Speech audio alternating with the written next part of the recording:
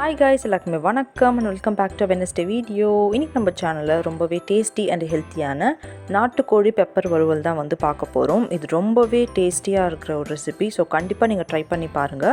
ஒரு முறை பண்ணா இன்னொரு முறை கண்டிப்பா ட்ரை பண்ணி பாப்பீங்க. பேன் எடுத்துக்கோங்க. அதில் 3 டேபிள் ஸ்பூன் அளவு நல்லெண்ணெய் சேர்த்துக்கலாம்.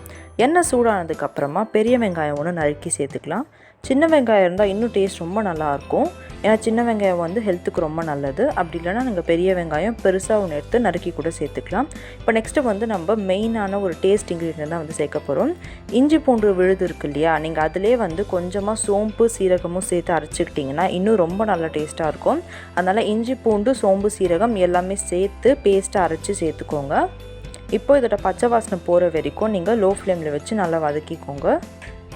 இப்போது இதெல்லாம் வதக்கினதுக்கப்புறமா நம்ம 2 தக்காளி நறுக்கி வச்சது சேர்க்க போகிறோம். நான் வந்து பெரிய தக்காளி எடுக்கல, சின்ன தக்காளி இருக்கிறதால நான் 2 சேர்த்துருக்கேன். பெரிய தக்காளியாக இருந்தால் நீங்கள் ஒரே ஒரு தக்காளி கூட சேர்த்துக்கலாம்.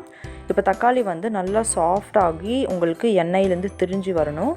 அது வரைக்கும் வந்து இதை நல்லா வதக்க விடுங்க.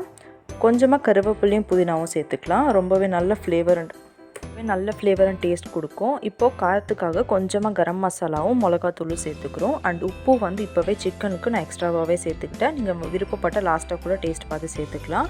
அண்ட் இதில் மெயினே வந்து பெப்பர் தான். அதனால் நீங்கள் கரம் மசாலாவும் மிளகாத்தூளும் கம்மி பண்ணிவிட்டு பெப்பர் வந்து அதிகமாக சேர்த்துக்கலாம். பெப்பர் வந்து அதுவும் இந்த கோவிட் டைமில் ரொம்பவே நல்லது. ஸோ நீங்கள் பெப்பர் அதிகமாக வந்து ட்ரை பண்ணுங்கள் இதில். அண்ட் இப்போ வந்து நான் நாட்டுக்கோழி தான் வந்து வாங்கியிருக்கேன் 1/2 கிலோ. நார்மல் சிக்கன் வாங்கினீங்கன்னா சீக்கிரமாக வெந்துடும். நாட்டுக்கோழின்றதால இப்போது நீங்கள் நார்மல் சிக்கன் 15 நிமிஷம் வந்து வேக வைக்கிறீங்க அப்படின்னா நாட்டுக்கோழி வந்து 40 நிமிஷம் வேக வைக்கணும். அப்போ தான் வந்து அது நல்லா வேகும். இப்போது நீங்கள் எடுத்துருக்கிற சிக்கன் விட கொஞ்சம் தண்ணி வந்து மேலே மிதக்கணும். அந்த அளவுக்கு வந்து தண்ணி சேர்த்து நல்லா மிக்ஸ் பண்ணிவிடுங்க.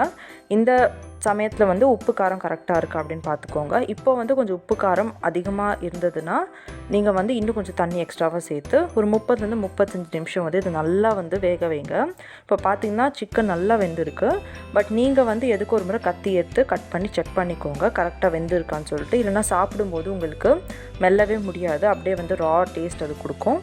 இப்போ பார்த்திங்கன்னா நம்மளோட சூப்பர் அண்ட் டேஸ்ட்டான நாட்டுக்கோழி பெப்பர் வறுவல் ரெடி ஆகிடுச்சு. நீங்கள் கண்டிப்பாக எல்லாருமே இந்த ரெசிபி ட்ரை பண்ணுங்கள். ட்ரை பண்ணிவிட்டு உங்களுக்கு இந்த ரெசிபி பிடிச்சிருக்கா அப்படின்றதும் எனக்கு கமெண்ட்ஸில் சொல்லுங்கள்.